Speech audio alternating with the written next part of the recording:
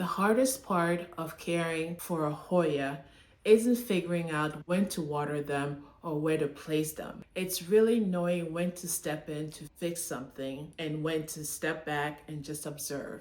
Most of the stress that we as plant parents go through is that we overreact instead of sitting back and observing what's going on with the plant and let the plant tell us what is going on. We see a yellow leaf, we start to panic. Slow growth, and we automatically think something is wrong with our plant when there's really nothing to be concerned with. In this video, I'll walk you through how I decide if a Hoya needs intervention or just needs time. It's really knowing when to step in to fix something and when to step back and just observe. They go through natural transitions that look like they're not doing anything, but that's totally normal.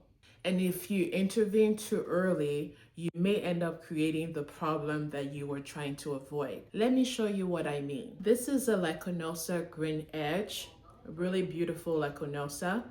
And you can see at the base of the plant, I have a couple of yellowing leaves. Actually, those leaves have actually fallen. To me, this is just a sign that the older leaves are falling because at the very tip of the plant, I can see the new growth and I can also see that the leaves here are firm. So the fact that I have leaves falling doesn't give me cause for alarm. This is a Callistofolia black cat. I love this plant, but what I've noticed is that it's winter and I have the plant right in front of the window. And by taking a closer look at the leaves here, I've noticed that the leaves are wrinkly, and that tells me that I need to take action on this plant because the leaves are supposed to be nice and full and thick. And this particular one is not really looking and doing so well. So I do know that I need to do something about this particular plant. This is a Bertone. I think I'm saying that right. That I just got, so it's still in the nursery pot. But what I've noticed is that this particular plant has multiple peduncles, and even though I've had this for a couple weeks, the peduncles are really not doing anything, okay? And this is just because it's that time of the year where they're not blooming, and I just know that I don't expect to see any bloom in this particular plant and my other. So I wouldn't panic given that it is winter.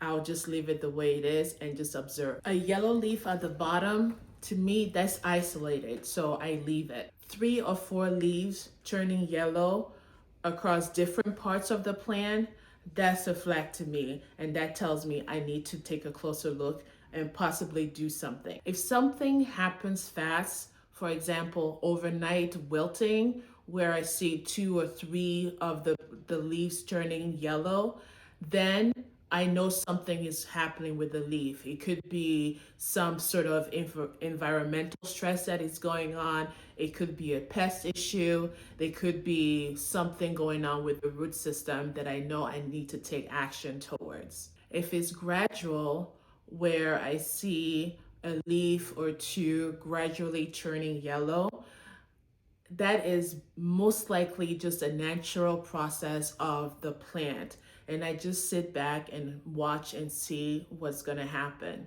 This is the most important part for me. If a plant is still putting out a new growth, even if the older leaves look rough, the plant is functioning. There's nothing to be done. I just leave it alone. But if there's no new growth and I'm seeing decline, that tells me something is going on and I need to intervene right away. So the question I ask myself, did I just repot it or move it from one place to another? Is it because of the change in weather? If yes, I give it 2 to 3 weeks before I do anything. Transition stress is real, and we have to let the plant do what it normally would do to get acclimated to its new environment. And I don't repot during active growth unless it's totally necessary. That's when the plant is at its most vulnerable. Now, here's what I ignore on purpose. Single leaf yellowing at the bottom, slow growth that happens during the fall and winter, leaves that look dull but aren't damaged. If it's not affecting the plant function, I leave it alone. When do I actually step in? When I know and can see that the decline is very clear. I intervene when I see multiple leaves declining. So when I'm unsure, I first start by taking a look at the root and see if I can see anything in the root system that will cause a concern to me. If I don't see anything from there, then what I like to do is to take a photo of the plant and then wait 2 or 3 weeks later, take another photo. If it is the same or better, time was the right call. However, if it's worse, now I know I need to step in and do something. My default bias is to just wait.